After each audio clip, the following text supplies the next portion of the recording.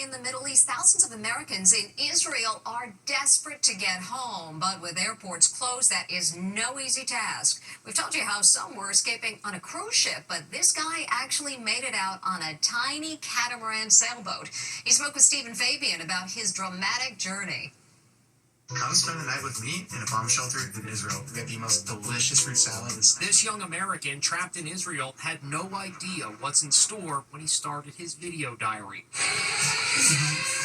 The next day, things turn a lot more serious as Iranian missiles rain down. Day 7 in Israel, guys. We are outside where the missile hit. The tourist, Dean Sloves, records the destruction. The Las Vegas resident had flown to Israel to attend a friend's wedding. Now, he can't leave. Yeah, so the airspace is closed, so there's no flights. Day 8 comes with what he calls the most terrifying night of his life. There was a direct hit in our neighborhood today from a rocket. The next day, he hatches an escape plan. And I got a boat. 30 hours later, I tracked Dean down on the open sea. How did you end up on a boat? There's a big wait list, like a couple thousand people, and I think I just got lucky. He tells me he paid $1,500 to sail on a catamaran across the Mediterranean with 6 others. Destination, Cyprus. Are you pulling into Cyprus right now? Yes, we are, yeah. What does it feel like as you're pulling into port? Just relief, honestly. It's good to be here. And this Israeli American, who was the last U.S. hostage, returned home today. And there he is, driving through his hometown of Tenafly, New Jersey. Well-wishers packing the streets with signs and flags, finally welcoming him home. Eden Alexander was held by Hamas for nearly 600 days. He was one of the few people able to leave Israel by plane, flown home on a special flight, evacuating U.S. diplomats. So glad he's home. Meantime, the White House said today that President Trump will make a decision about whether or not to take direct action against Iran's nuclear sites within the next 2 weeks. It's a growing problem. Teens across the country falling victim to sextortion scams. Now the monsters committing these crimes have a new tool, AI. This 16-year-old was told embarrassing nude photos of him would be posted online if he didn't pay up. But the photos were fake. We spoke with the teen's grieving parents. Sorry to hear what's going on. This teenager was the victim of a vicious sextortion plot that ended in him taking his own life with a gunshot. Elijah Heacock's parents say the high school sophomore was being blackmailed by an anonymous person who threatened to send AI-generated nude images to his friends and family if he didn't pay up. Our son did send them $50. They wanted $3,000. As soon as they got the money, they informed him that's not enough. Apparently they wanted blood, and they got it. Ann Mercogliano spoke to 16-year-old Elijah Heacock's grieving parents, Shannon and John. Basically, they started a normal conversation with Eli that ended up with them threatening Eli with photos. The photos were graphic, weren't they? We're his parents. We know Eli, top to bottom. And the photos, we know that they were not real photos. They were AI generated. It doesn't matter if the photos are real or not. That's not the point of the scam. The point of the scam is to make the individual, in our case, our Eli, to feel scared, panicked.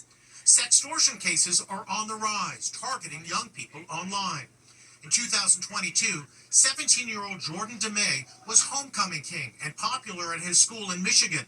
He was a victim of sextortion and took his own life. A year earlier, so did 15-year-old Riley Basford in upstate Potsdam, New York. Shannon says she found her son's lifeless body in the laundry room. There's just no words that can express how much we miss him. Do you think anything could have saved your son? The problem is with this type of crime, you got hours, not days, not weeks, hours to find out that they're doing this to your children. This happened to us in 1 hour.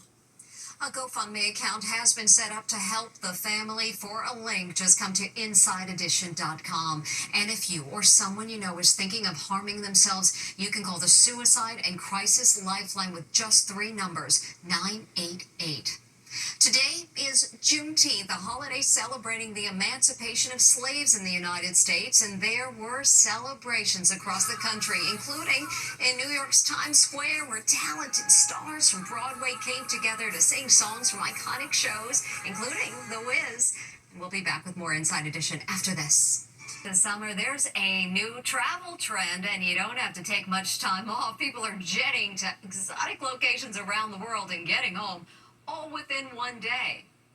They're called extreme day trips, where tourists take off to exotic destinations for just 24 hours. I'm currently hiking up a volcano. New York City resident Kevin Droniak chronicles his whirlwind one-day adventures. He flew from JFK Airport to Rome just to grab a slice of authentic Italian pizza. His total time in Italy, just 12 hours before returning.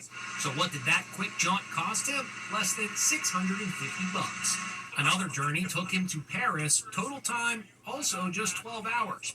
The total cost, $742. I'm going to Egypt for a day. His most extreme and expensive day trip was halfway across the world to visit the Great Pyramids in Egypt. Total cost, $1,192. People call me crazy all the time for this, but I think it's crazier to sit on your couch for 6 hours and not go anywhere. We were with him when he caught a red-eye to Iceland. During a swift trip, he snuck in a long hike and took a dip in Iceland's famous volcanic hot springs. The high of the trip was hiking up this volcano in the morning. I landed and immediately went to this crater. With only his backpack, Kevin says these instant journeys aren't for anyone looking to relax in the lap of luxury. I'm back. Back at the airport, a mere 24 hours later, we were there to welcome him home. It's like the one drawback to a day trip if you're not staying somewhere. I feel a little grimy right now. I bet. It's estimated this summer will set a travel record with more than 272 million passengers traveling on U.S. airlines.